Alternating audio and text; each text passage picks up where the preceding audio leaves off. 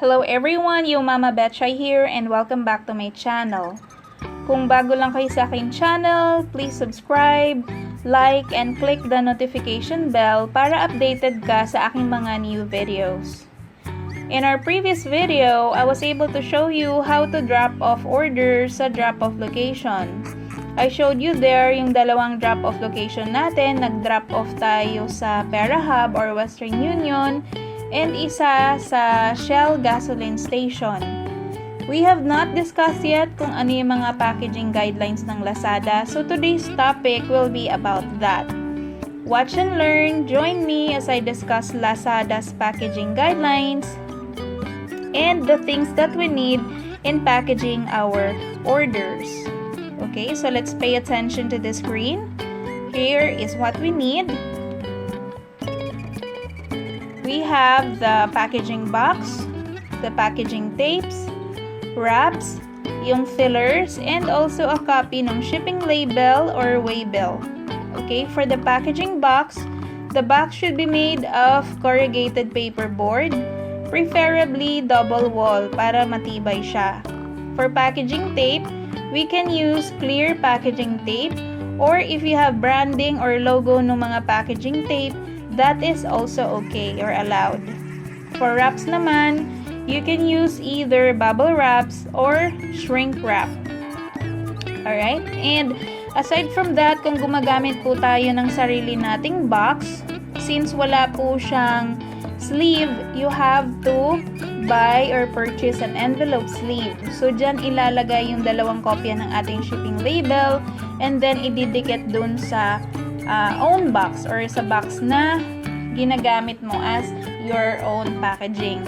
Please take note that envelope sleeve is not allowed. Yung sa pouch, hindi po siya allowed. It's a different envelope sleeve. Yung ano lang po, transparent. Okay? Alright, then let's discuss the pouches. Yung official Lazada pouches, which comes in different sizes. Okay?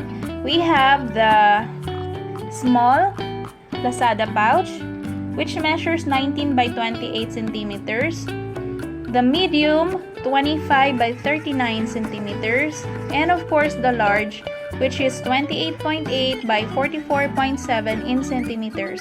Please take note na meron siyang envelope sleeve na kasama na sa likod. So what are the things or ano yung mga products na pwede sa pouches? It can be fabric, accessories, cables, o yung mga small items. But make sure that you wrap it in a bubble wrap before placing it in the pouch. Okay? And let's go to the boxes. You can use your own boxes or yung Lazada boxes. So I'll show it to you. So this is what Lazada boxes looks like, and it also comes in different sizes. Okay, for your own box naman, if you're using your own box, you have to make sure na corrugated siya, and it is also a double wall or double walling siya. Okay? Kung reseller po naman kayo, like itong pinakita ko, it's a Tomika Toy Figurines and Toy Cars by Toy Mana. So, may sarili na po siyang box. But make sure na in packaging this one, you pack it ng bubble wrap before placing it to another box. Okay? Hindi po siya pwede na basta nyo na lang i-wrap and then ipasok sa pouch. Hindi po siya allowed. It should be placed under a different box. Okay? And a few reminders, if your item is 2,500 and above, it should also be placed in a box. Okay? Example nito is yung mga mobile phone. So, you wrap it in a bubble wrap and then ipasok nyo ulit sa another box. Okay? And for fragile items, again, you should not be using a pouch. It should be in a box. So, that's where the fillers comes in. So, you can use fillers. But if your item is 20 kilos and above, dapat naka-crate siya. Except yung mga mattresses. Okay? For liquid items naman, for example, yung mga beauty products, it should be wrapped with tape or shrink wrap yung cap niya. And then secure it with a bubble wrap to avoid damage or spillage. This kung yung liquid item nyo po ay magsushow ng mga signs of leak, it will automatically be canceled for delivery. Okay. So, before we end this video, just a reminder lamang po. So, as a seller, it's our responsibility to really ensure na makakarating po ng maayos yung mga orders ng ating customers.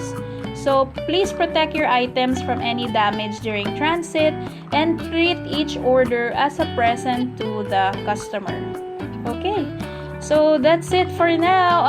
That would be the Lazada packaging guidelines. If you have questions, feel free to comment down below and I'll be happy to answer all of your queries. But if all else fails, you may also contact your Lazada partner support. Okay, thank you so much for watching. I appreciate all of your support. God bless and good luck in your selling journey. I'll see you in my next tutorial.